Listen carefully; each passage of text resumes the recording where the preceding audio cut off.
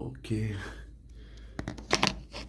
Docteur Turcotte et Martin Cusson, hôpital Sainte-Croix, la date, on est le 4 avril. Oui, OK. Moi, j'ai une question, tu sais, depuis le premier diagnostic que j'ai dit que j'étais suivi et espionné par les pirates, bref, plus d'intimité, même histoire en 2025, là, j'ai plus d'intimité, comme je vous ai jasé. Si c'était vrai, qu'est-ce que vous auriez fait? Parce que Clément m'a dit de prendre 50-50, comme j'ai dit à Docteur Heureux, là, sur une décision. Quand tu prends une décision, si, mettons, il est malade ou il l'est pas, tu dois prendre, moi, sur les situations qui m'arrivaient, il me disait tout le temps de prendre 50-50. De pas me borner sur une histoire. De faire, oui, c'est peut-être ça, oui, c'est peut-être ça. Parce que depuis 2014, moi, on m'a tout dit, ah, il est schizophrène, il est de même, puis ça a tout le temps été non, c'est dans sa tête. Fait que, c'est quoi vous auriez fait si ça aurait été vrai, si mon histoire aurait été vraie, au lieu de se borner sur une décision, puis si depuis 2014 j'étais victime de piratage et me mettre sur médication était une erreur, comment ça se ferait? Changerez-vous tous les papiers? Ah, on s'est trompé, c'est comment que ça marcherait, ça? Je suis curieux de voir qu'est-ce que vous allez me dire pour ça. Je vais fermer ma feuille, là.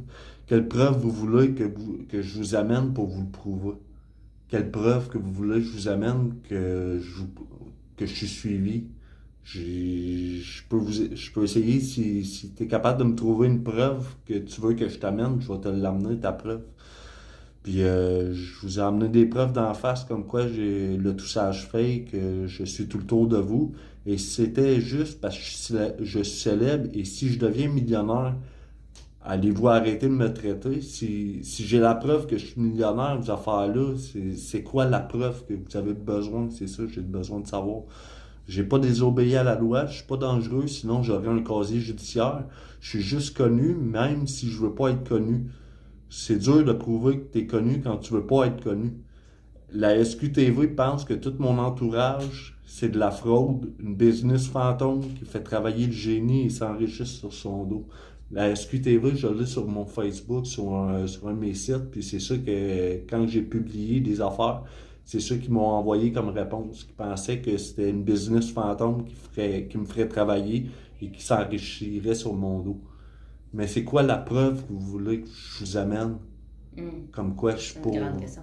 Effectivement, bon, j'ai déjà eu des cas où des patients arrivaient avec des idées qui pouvaient paraître hors de la réalité.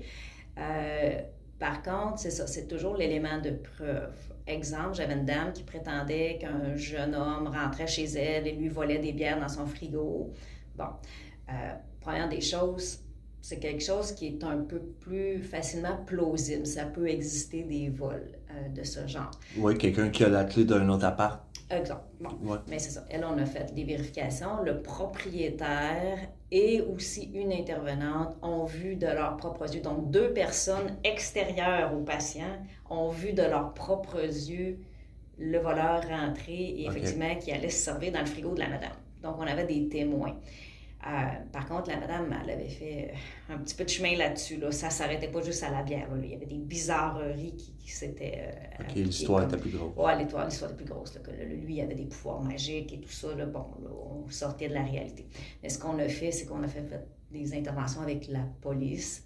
Et finalement, on a mis en évidence que la madame est rendue en perte d'autonomie. Elle ne pouvait plus habiter dans son logement. Donc, elle a été placée dans une résidence.